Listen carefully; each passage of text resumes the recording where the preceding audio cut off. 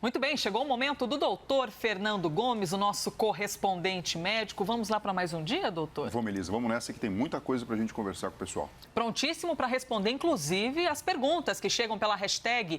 Lembre-se, vai lá no Twitter, coloque hashtag correspondente médico e mande a sua questão. Vamos lá, então, que a gente tem bastante coisa para trazer para você. O nosso primeiro tema de hoje é a vacina chinesa que está sendo produzida em parceria com o Instituto Butantan. Veja só, um estudo publicado na revista britânica Lancet aponta que a Coronavac foi capaz de produzir anticorpos contra a Covid-19 em 97% dos voluntários que participam dos testes. A publicação indica que o imunizante é seguro e capaz de produzir resposta imune no organismo 28 dias após a aplicação. E na fase final de estudos, a OMS considera a Coronavac uma das vacinas mais promissoras do mundo.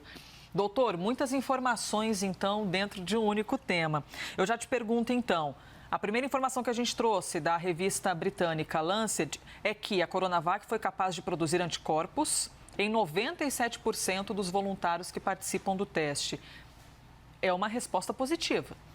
Elisa, é uma resposta positiva e o que esse estudo traz para a gente de informação?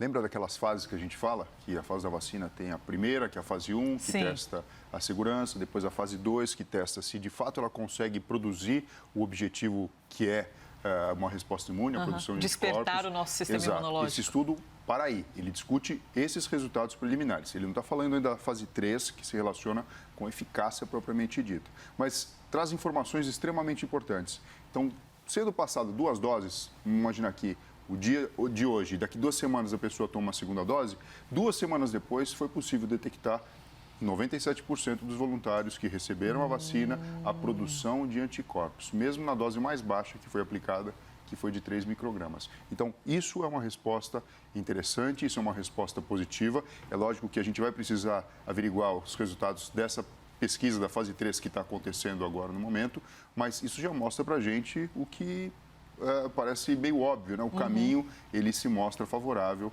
a essa vacina. Agora, dose de 3 microgramas seria o quê exatamente? Então, porque é testado, né? Em quantas doses precisam ser tomadas, qual que é a concentração que precisa ser tomada para que provoque o mínimo possível de efeitos colaterais e o máximo possível da produção de anticorpos. E ela foi capaz, inclusive, de produzir anticorpos, e isso é muito importante, mesmo que seja um pouco menor do que os níveis comparados com pessoas que tiveram coronavírus e se recuperaram da doença. De modo que os pesquisadores acreditam que, mesmo assim, ela é capaz de ser útil em provocar a resposta imunológica desejada. E agora, uma pergunta, pelo menos para mim, mais complexa de compreender. Como que se mede exatamente a quantidade de anticorpos que tem dentro do corpo de uma pessoa? Quando você faz a dosagem sanguínea, é possível você titular. O que é titular? É você verificar a concentração. O quão forte. Imagina um suco que você faz. Quanto que você colocou ali de pó para deixar esse suco mais forte ou mais fraco? Então, através de exames laboratoriais, você consegue saber se está muito concentrado ou não no sangue a presença dos anticorpos. E existe uma correlação entre a presença disso e a imunidade que possa ser provocada. Interessantíssimo, hein? Você tem alguma dúvida também? Por favor, mande, a porta está aberta para você entrar e participar aqui. Hashtag correspondente médico. Ainda falando sobre a Coronavac, eu quero acrescentar uma informação aqui, que o Instituto Butantan espera receber doses prontas da vacina ainda nesta semana e a matéria-prima para a produção dessa vacina deve chegar ao Instituto em São Paulo até o fim do mês. Ainda dentro desse assunto, no nosso próximo tema, tem algo interessante para a gente observar aqui, doutor. Ainda sobre anticorpos, o que muita gente quer saber é quanto tempo eles duram no nosso organismo. Por quanto tempo eu estarei imune à doença? Pesquisadores do Instituto de Imunologia da Universidade da Califórnia descobriram o seguinte, que pacientes já contaminados podem ter imunidade contra a Covid por um período que varia de 6 a 8 meses. Então, nós não estamos falando de alguém que recebeu a vacina. Essa resposta não temos ainda. Estamos falando de quem já pegou a Covid e ficaria imune, ou seja, não pegaria outra vez por até 8 meses. É isso, doutor? É isso. Agora, Elisa, vamos pensar com o pé bem no chão mesmo, né? A doença surgiu há pouco tempo. Então, o horizonte não pode ser muito maior. Você pode até imaginar, inferir, utilizar dados teóricos para imaginar que essa imunidade pode ser por tempo mais prolongado. Mas, tendo em vista que a doença foi detectada no começo do ano, ela teve o seu grande surto no começo do ano, você tem que ter um tempo de observação ainda maior para poder falar. É uma gestação, né? Você falou que outro dia, exato, os 9 meses. Se vai ser mais que 9 meses, um ano e meio, 2 anos, enfim. Interessantíssimo, hein? Vou em frente aqui com as nossas perguntas e sempre com a sua participação. Fico aqui conversando com o doutor e olhando as perguntas que vão chegando. Doutor, os anticorpos criados naturalmente pelo paciente que tem a doença, ele tem a mesma eficácia, a mesma durabilidade do anticorpo que é provocado pela vacina? Aí você está falando uma coisa extremamente interessante. Conforme a vacina pode ser considerada melhor, mais ela vai se aproximar do que a gente espera que seja a resposta biológica, porque é lógico, né? Algo que é produzido pelo próprio corpo num combate natural acaba sendo muito mais específico e preciso. Então você pode imaginar, se a vacina foi capaz de simular uma infecção fake, porque ela não provoca doença, mas ela dá uma balançada no sistema imunológico. E mais fraca, correto? E mais fraca, mas ela é capaz de provocar uma resposta semelhante à natural. Então, quanto mais ela se assemelhar ao que o corpo naturalmente produz, melhor e mais eficiente ela promete ser. E mesmo sem uma segunda onda da Covid-19, que a gente tem falado bastante disso aqui, será que a segunda onda vai chegar no Brasil? Será que, na verdade, nós não estamos ainda na primeira onda, com algumas nuances no número de infectados? Ficam aí as perguntas. Oficialmente, né, a gente não tem essa segunda onda ainda no Brasil, o vírus ainda circula em larga escala e não dá para relaxar com os cuidados, né, doutor? O senhor nos diz isso aqui todos os dias. E um relatório semanal da Universidade de Sussex, no Reino Unido, apontou que a taxa de transmissão aqui no Brasil, de fato, voltou a crescer. Além disso, segundo o Ministério da Saúde, o número de estados com alta nas mortes também cresceu. No estado de São Paulo, por exemplo, o governador João Dória prorrogou a quarentena até 16 de dezembro, ou seja, ainda por toda a primeira quinzena de dezembro, nós permaneceremos nessa situação de cuidado, máscara, distanciamento e tudo mais. O último dado divulgado pelo governo estadual aqui de São Paulo apontou alta de quase 20% nas internações em hospitais públicos e privados. Doutor, eu vou compartilhar então a dúvida que eu trouxe no começo da fala.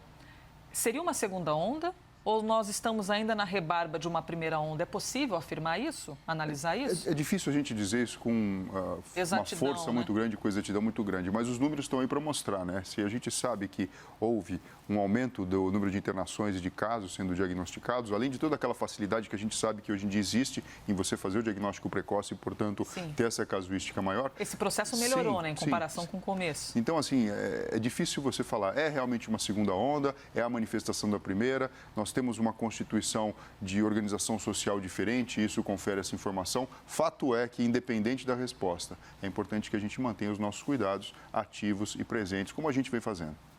Mas a gente tem observado números crescentes. Isso faz com que nós pensemos de, puxa vida, será que a gente vai dar alguns passos atrás? Será que a gente vai ver o comércio fechar novamente? Daqui para frente, as administrações públicas vão se baseando nos números, correto? Se eles continuarem crescendo, naturalmente nós veremos essa tomada de decisão. Sim, e lembrando que pilotar isso é alguma coisa que deve ser rápida e, ao mesmo tempo, essa entrada de informação não é tão rápida assim. Porque você imagina, muitas vezes você vai ter a informação para você tomar uma conduta 2 semanas depois. Então, se você tem um número muito grande de casos agora, não é que hoje piorou. Sim. A piora e a contaminação aconteceu há pelo menos 10 a 14 dias atrás. Então, por isso que é uma situação complexa e para a gente relaxar como população e, por exemplo, largar a mão dos hábitos que a gente vem falando como forma de proteção, distanciamento social, lavar a mão, usar máscara, álcool em gel e assim sucessivamente, a gente precisa de cautela e um tempo maior de bonança, né, de situação tranquila antes de tomar um passo adiante. A gente fica sempre olhando o presente, mas com o olho no retrovisor, né, para analisar de quantos dias atrás a gente tem esses resultados de agora. Ainda falando sobre a Covid, sobre as reações e as repercussões em rede social, tem um vídeo que foi publicado pelo ator e apresentador Márcio Garcia, que viralizou na internet nesta semana, porque o pai do apresentador Márcio Garcia está em estado grave com Covid-19. Então, ele fez um vídeo confessando, inclusive, numa atitude de muita sinceridade, que ele não dava muita importância ao vírus até então. A gente vai exibir agora para você. Eu confesso que muitas vezes eu fiz pouco caso do Covid, achava que não era tão grave. Enfim, sempre, claro, tomando os meus cuidados, mas nunca levei tão a sério essa doença. Eu acho que muita gente passa por isso até ter um caso tão próximo como eu estou tendo agora com meu pai. Primeiro, é importante que a gente valorize essa atitude, essa sinceridade mesmo, né? De Márcio ter gravado o vídeo, ter falado do pai dele, a gente deseja que tudo melhore o quanto antes, e de ter até admitido que, de repente, não dava tanta importância, assim, digamos, até ver alguém muito próximo da família. Isso ocorre com todos nós, seres humanos, né, doutor? Quando a gente tem alguém muito próximo, ou a gente mesmo passando pelo problema, a gente dá uma outra dimensão. E é interessante a gente entender que o coronavírus, na maior parte dos casos, mais de 85%, a manifestação clínica ela é funesta, ela é fraca, ela é boba, ela é quase assintomática. Mas os outros casos podem ter uma evolução muito grave. E é lógico, quando a gente tem uma pessoa muito próxima tendo uma evolução complicada, até mesmo algumas pessoas evoluindo para o óbito, o que acaba acontecendo é que a gente fica mais sensível e presta atenção. Grande parte das pessoas não vai ter nenhuma evolução ruim, mas algumas pessoas vão ter uma evolução bem grave. A gente mesmo, no Hospital das Clínicas, quando começou toda essa questão da pandemia, nosso grupo de residentes, a maior parte deles acabou adquirindo o vírus, precisou ser afastado, alguns tiveram que ser submetidos a tratamentos intensivos, inclusive sérios, de terapia intensiva. Graças a Deus, todos evoluíram bem, mas a gente sabe, na prática, que a doença existe e a doença traz complicações, por isso que a gente não pode bobear. Chegou aqui uma mensagem interessante do Gerson Bittencourt. Obrigada, viu, Gerson, pela sua participação aqui com a gente, pela hashtag correspondente médico no Twitter. Com o elevado número de mortes, não está na hora de aplicar a vacina, mesmo com a possibilidade de não ser muito segura ou de não haver ainda muitas respostas? Ele disse que está assistindo de Tubarão, em Santa Catarina. Pois é, essa preocupação dele é a preocupação de todos nós e eu acredito que, mais do que nunca, a ciência tem evoluído em passos muito rápidos. A gente acabou de discutir agora no estudo do Lancet, trazendo para a gente dados preliminares da fase 1 e fase 2. Falta agora a fase 3. É lógico que quando a gente imagina a população como um todo, isso envolve investimento, isso envolve custo, isso envolve inteligência, porque imagina você dar um tiro num alvo errado. Isso pode implicar depois a necessidade de você mudar o seu leme aí na direção e você não tem recurso suficiente para fazer toda a cobertura. Mas, sem sombra de dúvida, né, eu acredito que em tempo recorde, isso que ele está falando e está se preocupando vai acontecer. O que a gente está observando é extraordinário, essa corrida da ciência pelo remédio que ajude a tratar e pela vacina que ajude a gente a tentar ficar distante da Covid-19. Próximo tema para você agora, a gente fala de antibióticos. Um novo estudo da Mayo Clinic Proceedings. Falei certo, doutor? Mayo Clinic. Mayo Clinic. Eu já estou misturando inglês com espanhol. Eu quero mostrar aqui bilíngue, tá vendo? Chique. Quero mostrar chiqueza, até me enrolei no nome do negócio. O que esse estudo mostra? Que crianças menores de 2 anos que recebem antibióticos são mais propensas a desenvolver uma série de doenças. Entre os problemas de saúde detectados estão asma, alergias alimentares, problemas de peso, obesidade, transtorno de déficit de atenção e hiperatividade. Doutor, minha nossa, uma criança, então, necessita do antibiótico, mas, em consequência, ela pode desenvolver outros males, é isso? O que acaba acontecendo é que a gente tem noção hoje em dia de que toda a flora intestinal que existe no nosso corpo, no nosso aparelho digestivo, é extremamente importante, tanto na captação de elementos que vêm através da própria alimentação, como até mesmo com o fato de regular substâncias que são produzidas, a parte do sistema imunológico e assim sucessivamente. Então, quando você toma antibiótico, você visa retirar um determinado germe do corpo que está provocando uma doença. Por exemplo, uma dor de ouvido, uma dor de garganta, uma infecção pulmonar, uma infecção de urina e assim sucessivamente. Mas como efeito colateral já sabido, o próprio aparelho digestivo, que é rico de bactérias, que tem a função de ajudar esse processo de regulação, tanto da absorção de nutrientes como produção de elementos importantes para a nossa saúde, acaba ficando prejudicado. Então, essa questão do microbioma, de toda essa questão das bactérias do bem que devem existir dentro do nosso intestino, estão sendo olhados agora de uma forma mais cuidadosa, mais cautelosa. Então, esses antibióticos acabam, na verdade, podendo eliminar tanto as bactérias más, que estão causando doenças, mas as boas também. E esse desbalanço pode abrir portas para que algumas doenças venham a se manifestar. Mas significa que a pessoa já tem uma tendência a ter essa doença ou não? Por ficar um pouquinho desprotegido, por ter eliminado essas bactérias boas também, ela acaba se infectando de outras doenças, ou seja, não seja exatamente uma tendência que a pessoa tem de ter aquele mal. São as duas coisas, Elisa. Se a pessoa já tem uma tendência para abrir um determinado quadro que ela depende para isso, de ter uma flora intestinal Facilita adequada, o isso acaba facilitando.